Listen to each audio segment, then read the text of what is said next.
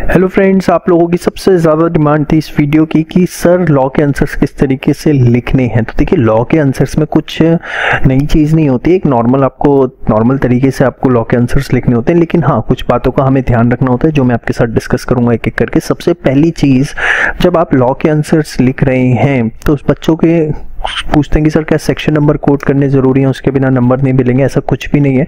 Rather than section की जगह आप एक्ट का नाम लिखिए इस तरीके से कि according to the provisions of Indian contract act, offer means, acceptance means, मतलब जो भी आपको लिखना है उसके एक्ट का नाम लिखिए। रादर देन आप सेक्शन याद करें और उसे गलत करके आए। क्योंकि होगा क्या, अगर आपने सेक्शन नंबर याद कर भी लिया सपोज और वहाँ पे आप गलत लिखा है तो आपने चाहे पूरा आंसर ठीक लिख रखा है, अगर आपका सेक्शन नंबर गलत है आपको 0 नंबर मिलेंगे। ये बात ध्यान रखना। तो गलती से भी सेक्शन नंबर 99.9% कॉन्फिडेंस भी श्योर हो तो भी मत लिखना अनटिल अनलेस वो 100% ना हो। और कोई आप अगर लिख भी आओगे तो उससे आपको कोई स्पेसिफिक एज या बेनिफिट नहीं मिलने वाला, क्योंकि इसकी कोई रिक्वायरमेंट ही नहीं होती है। तो पहली चीज, जब भी आप आंसर्स लिख रहे हैं तो आपको ऐसे लिखना है according to the provisions of जो भी एक्ट है। सेकंड चीज, क्या केस स्टडी याद रखनी होती है। तो देखिए, जब आपने मेरा कोर्स किया तो मैंने आपको जगह जगह बताया कौन सी केस स्टडी के नाम याद रखने और कौन सी नहीं रखने। और अगर नहीं याद आता है वहां पे केस स्टडी का नाम या आपने नहीं याद करे तो बिल्कुल भी जरूरी नहीं है। आप एक सिंपल सी लाइन लिखिए, in the decided case law it was held, और जो भी उसके फैक्ट्स हैं आप वो लिख दीजिए, दैट्स इट। और कुछ आपने नाम वाम नहीं याद करा या आपने इंपॉर्टेंट केस स्टडीज का भी नाम याद नहीं करा, वहां पे ऑन द स्पॉट याद करके गए, भूल गए, आपको सिंपल सी एक लाइन लिखनी, in the decided case law it was held, और जो भी फैक्ट है सीधे वो लिख दीजिए, कोई आपका नंबर नहीं कटेगा। पॉइंट नंबर 3, आप लॉ के अंदर कोशिश करिए कि टेक्निकल वर्ड्स यूज हो rather than the general word. जैसे कुछ एग्जांपल मैंने समझाने के लिए लिए हैं यहाँ पर। जैसे आपको लिखना है अमाउंट, पैसों की कोई बात लिखनी है तो अमाउंट की जगह कोशिश करिए कंसिडरेशन लिखा जाए। देखिए, ये वो चीज़ें जो हमें पता होती हैं, कुछ नई चीज़ें याद नहीं करनी, लेकिन हम लिखते हुए इन बातों का ध्यान नहीं रखते।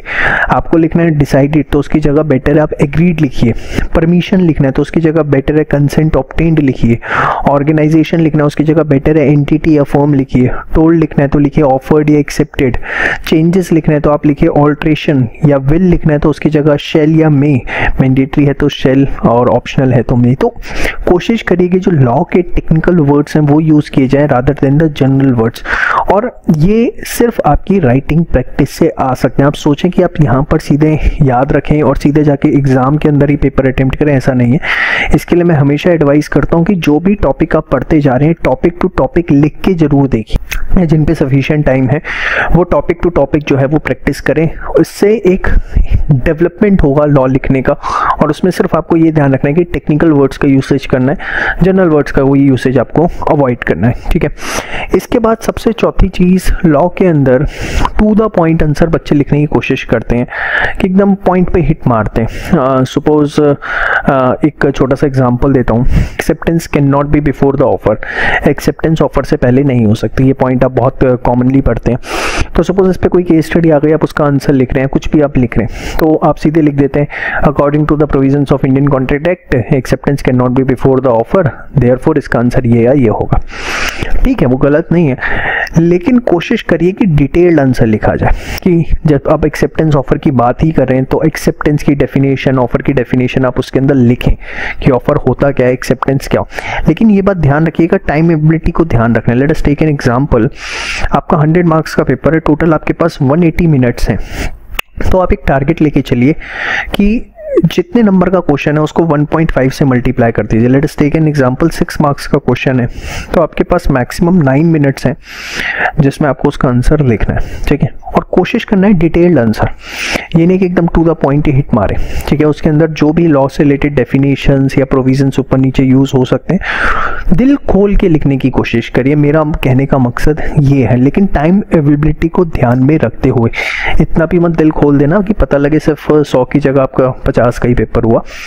थोड़ा सा एकदम टू द पॉइंट की जगह, जैसे मैंने अभी बताया ना, acceptance cannot be before the offer, तो आप इसमें एक्सेप्टेंस ऑफर की डेफिनेशन लिख देंगे अगर, तो इसमें कोई आपका टाइम वेस्ट नहीं होने वाला। लेकिन ये टाइम एबिलिटी इसमें आपको ध्यान रखनी है।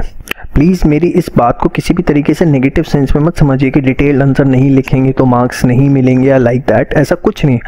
मैं कह रहा हूँ कि सिर्फ कोशिश करिए प्रोविजंस जब आप लिखते हैं एकदम स्पेसिफिक ना लिखें, थोड़ा सा उसे प्लस माइनस उसके अंदर जो चीज़ें यूज हो रही हैं बैकग्राउंड जो है वो थोड़ा सा उसे यूज करें, बट टाइमेबिलिटी पूरी उसमें आपको ध्यान रखनी है और कैसे वो मैंने आपको बताया।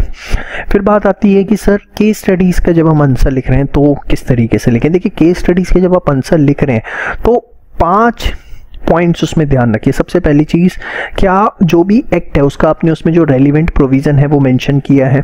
पॉइंट नंबर 2, अगर उसमें कोई केस स्टडी यूज़ हो रही है तो वो आपने मेंशन करी है। पॉइंट नंबर 3, जो भी आपके पास क्वेश्चन में फैक्ट गिवन है वो एज इट इज़ आपने आंसर्स में लिखे हैं या नहीं। बच्चे सोचते हैं कि वो नहीं लिखने होते, बट जो क्वेश्चन में फैक्ट्स हैं एज इट इज वो 3-4 लाइनें जो भी होती हैं वो आपको एज इट इज जरूर लिखनी है। पॉइंट नंबर 4, जो भी आपके उसमें फैक्ट गिवन है और जो आपने प्रोविजन लिया दोनों के बीच में क्या लिंकेज है जिसके बेसिस पे आप कंक्लूजन ड्रॉ करेंगे वो जरूर मेंशन कीजिए। मर्ज लॉ विद फैक्ट्स और फाइनल आपको कंक्लूड जरूर करना है। तो कोशिश करिए कि 5 एस्पेक्ट्स जो है आपके आंसर्स के अंदर दिखें, provision, case study, facts, merger of provision with the facts and the final is conclusion.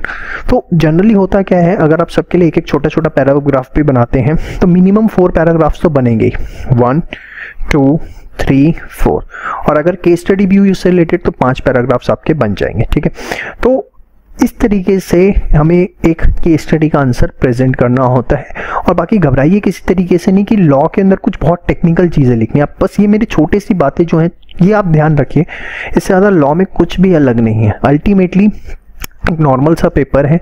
हाँ, कुछ बातें ध्यान रखनी है जो मैंने आपको बता दी, आप इतना ध्यान रखेंगे that will be more than sufficient. जय श्री श्याम।